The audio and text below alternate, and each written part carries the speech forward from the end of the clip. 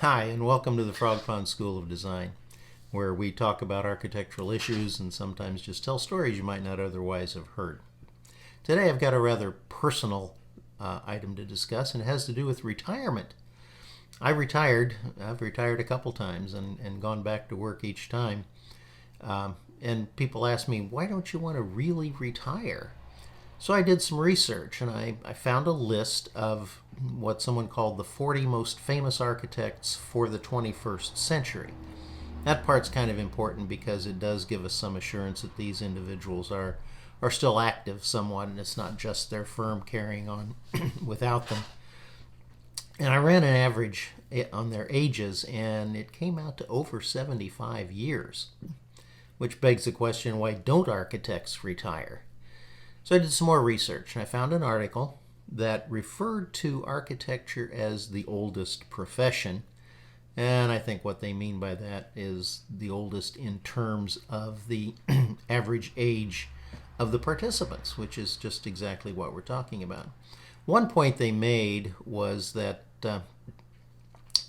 everything about the architectural practice takes a very long time. I mean, you can spend years on a project from concept to completion, and it's really hard to find a time to step away in that situation.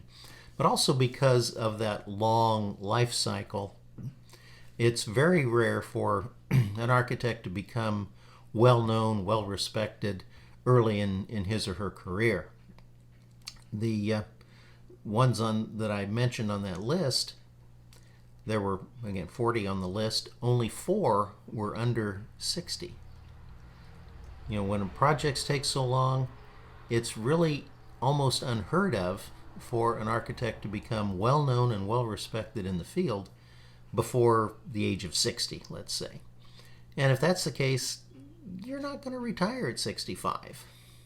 Now, the other point it made was that if you've been in business for a while, you've seen good times and bad times, and times when there wasn't work coming in the door. So when there is, you just can't bring yourself to let go.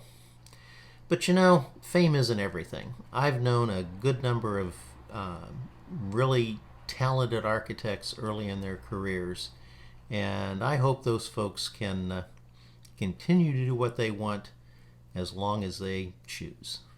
Hey, thanks for joining us today at the Frog Pond School of Design. I hope to see you hanging around the pond again real soon.